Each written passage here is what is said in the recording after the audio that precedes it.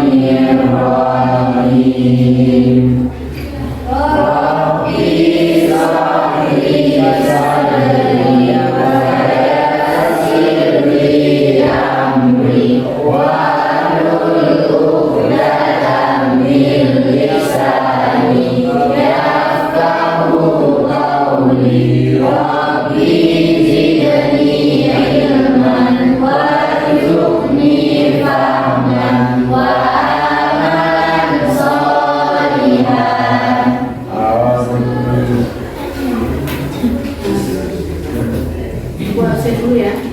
Ya, Bu. Siapa yang tidak hadir? Iya, Bu. Iya. Terus? Bila sakit, Bu. Iya, tolong sampah-sampahnya nanti. Lipat. Bajunya dirapikan. Ibu betulnya yang rapi. Sudah siap kira-kira lagi sampah di atas meja?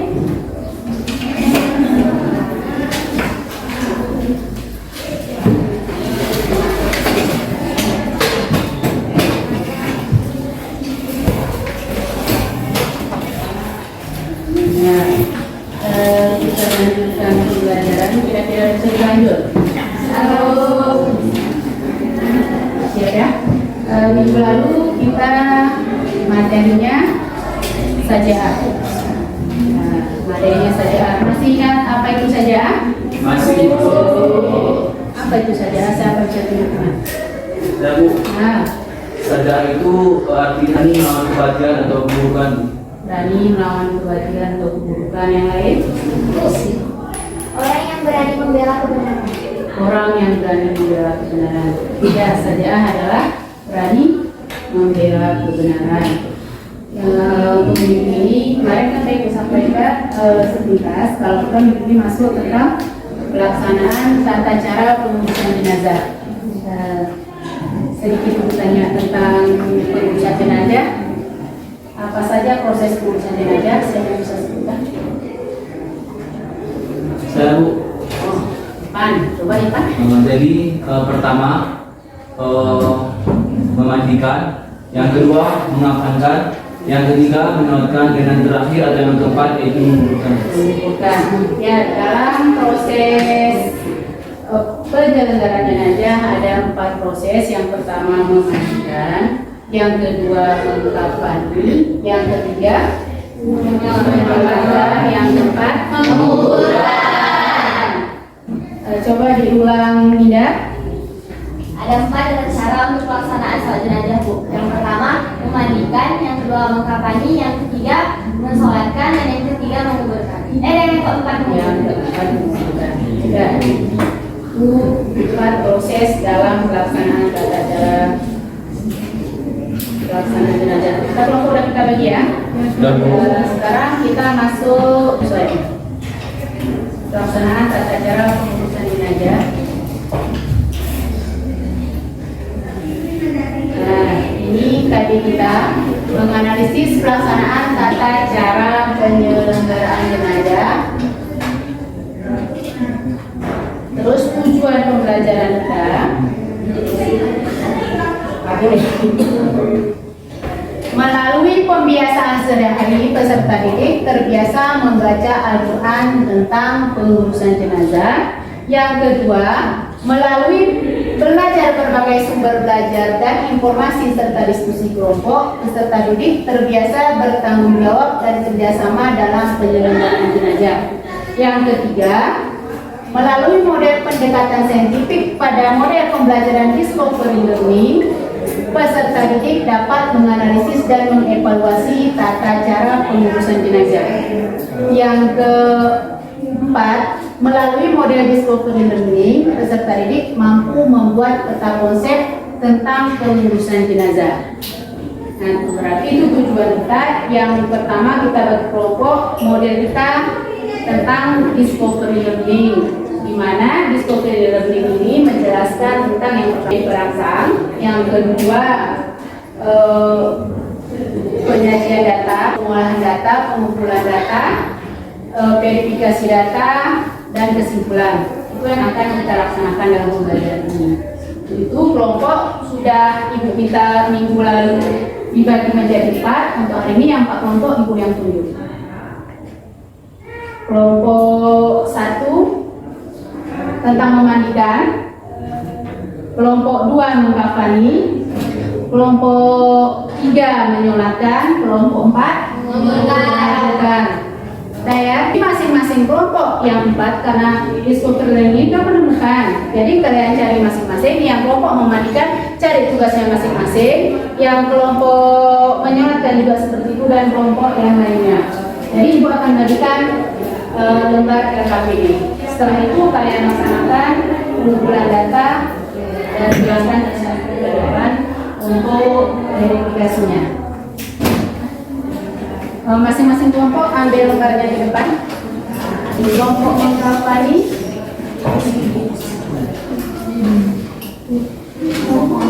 menyolatkan,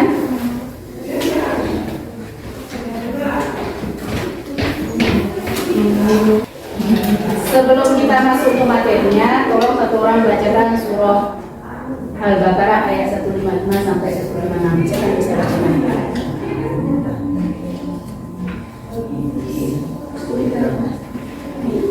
Al-Baqarah ayat 155 sampai 156. Ibu. A'udzu billahi minasyaitonir rajim. Bismillahirrahmanirrahim.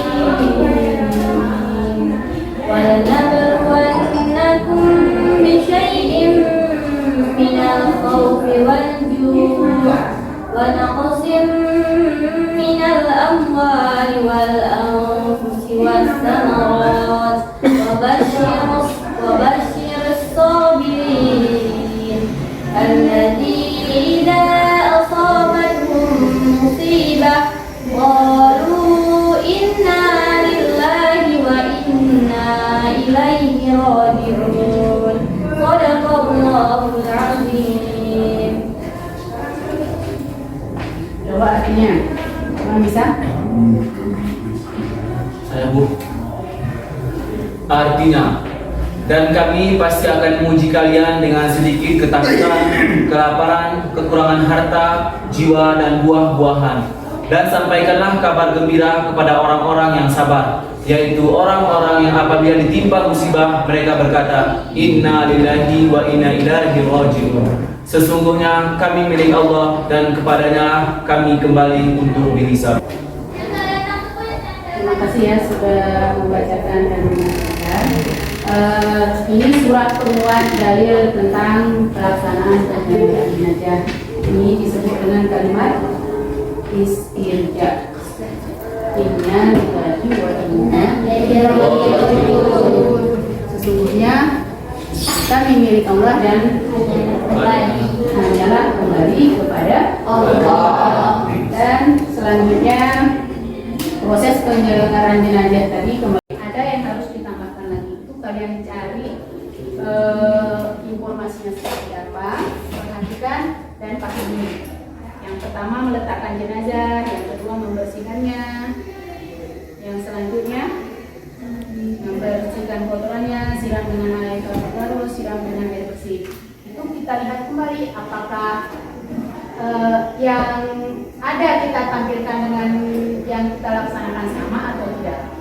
Itu yang kita cari intisarinya. Terus yang selanjutnya kelompok mengkafani. Ini tata cara mengkafani yang akan kita laksanakan. Apakah tata cara ini berubah lagi? Itu yang kalian cari. Untuk kelompok menyolatkan, sepertinya kalau untuk sholat sama ya, mungkin ada perbedaan. Silakan kalian cari gimana perbedaannya. Demikian juga untuk mengumpulkan. Paham kan? Mengumpulkan nanti yang hanya seperti apa, cara memasukkannya seperti apa, yang perlu dilafalkan pas mengumpulkan. Disunahkan Bismillahi wa ala millati Rasulullah sallallahu alaihi wasallam. Kira-kira paham apa yang kalian kerjakan? Paham? Paham. Kalau memang paham, silakan kerjakan tugasnya masing-masing. Yang kurang jelas silakan ditanyakan. Yang Al-Quran ditambahannya silakan dicari.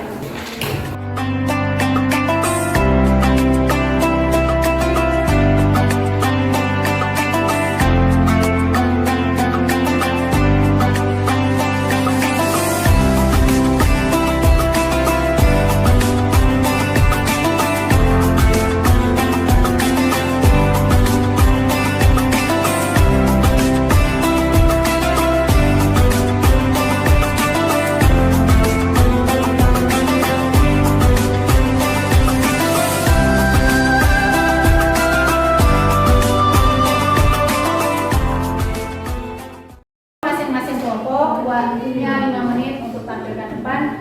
Terus kelompok yang lain tolong bertanya apa yang kurang dari yang mereka presentasikan. Silakan kelompok memandi. Silakan. Assalamualaikum warahmatullahi wabarakatuh. Kelompok memandikan jenazah sejenisnya sesuai syariat dan apakah ada perbedaan dengan di daerah masing-masing. Adapun hikmah dari memandikan jenazah ini, bagi yang memandikan mayat, hikmah yang dapat dipetik adalah suatu saat yang masih hidup pun akan berada di posisi yang sama seperti mayat yang sedang dimandikannya.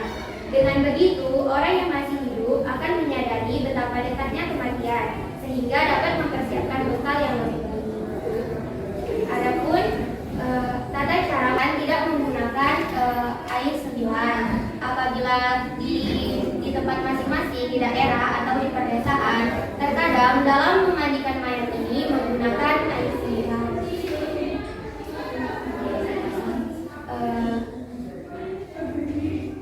Mungkin kepada kelompok lain ada yang ingin bertanya?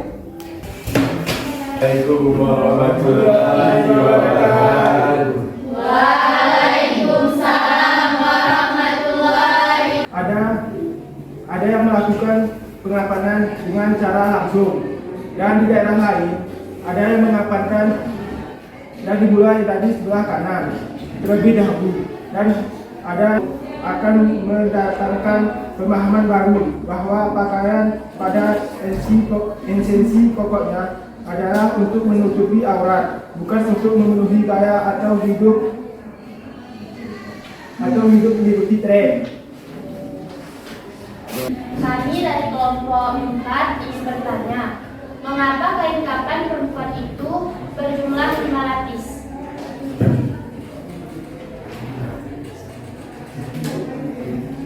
Menurut jumhur ulama, jenazah perempuan dikafani dengan 5 lapis kain.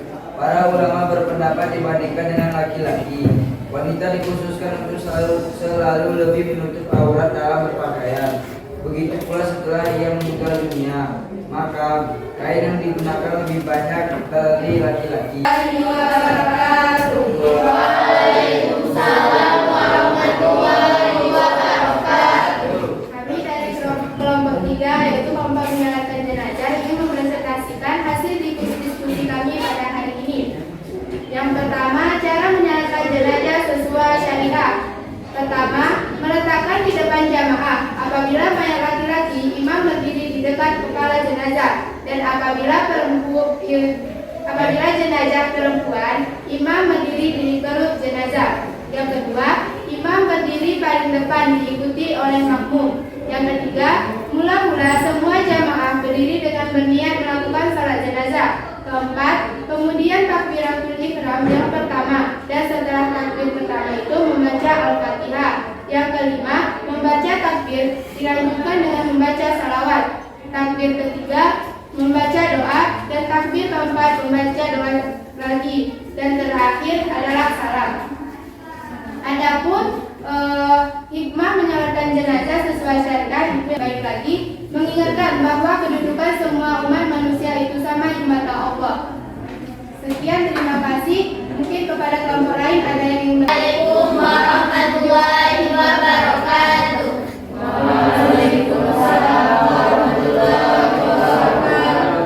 Kami dari kelompok 4 ingin mempresentasikan hasil dari diskusi kami tentang penguburan sholat jenazah.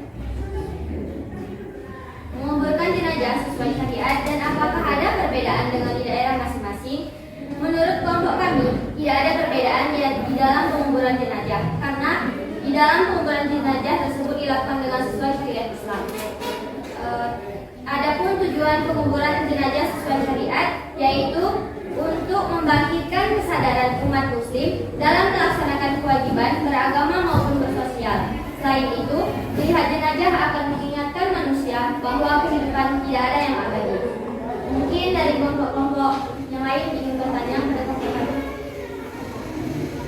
Kami dari kelompok 2 ingin bertanya, bolehkah menunda penguburan jenazah sekedar menunggu keluarga yang dari jauh?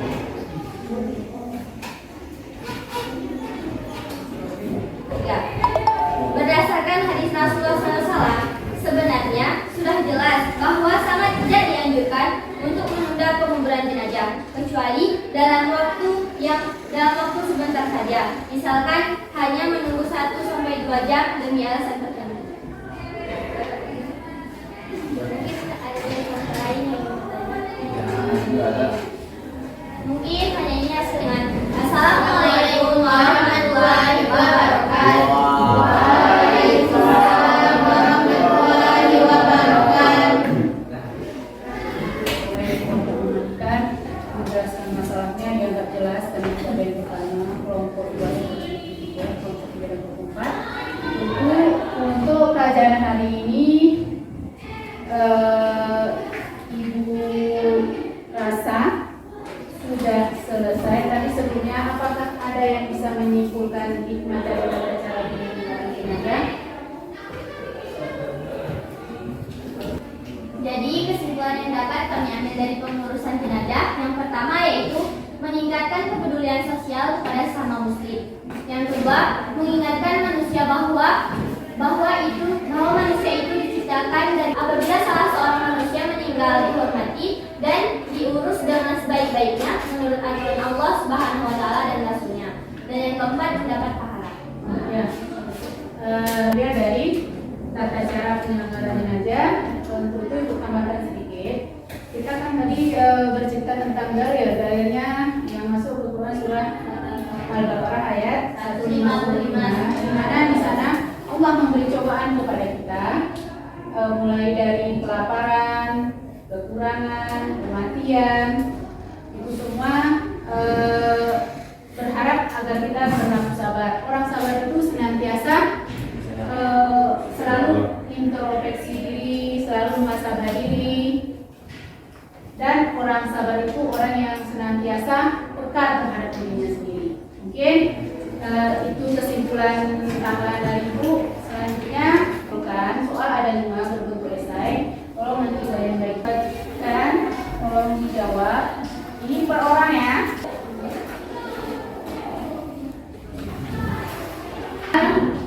Tidak sulit, tapi perlu dipahami ini soal kan seluruhnya, mulai dari memandikan, mengkafani, menyolatkan, dan mengajukan. Tolong dijawab masing-masing.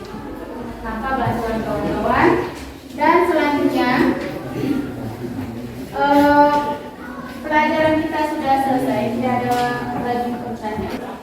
Untuk refleksi, apakah pelajaran ini kalian senangi atau tidak? Tolong diisi di lembar warna biru apabila kalian senangi, dan di lembar warna pink apabila tidak senang. Jadi ada peringatannya, kalau memang baik diwarna biru, kalau tidak baik Warna pink. silakan diisi masing-masing.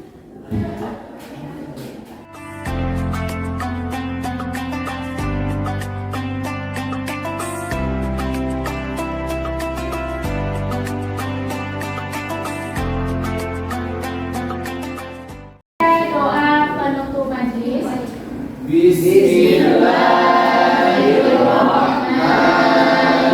Bismillahirrahmanirrahim.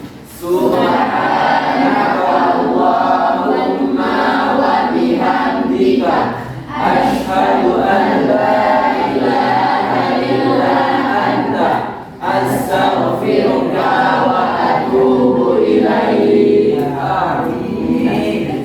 Yang minggu depan kita praktik pembelajarannya.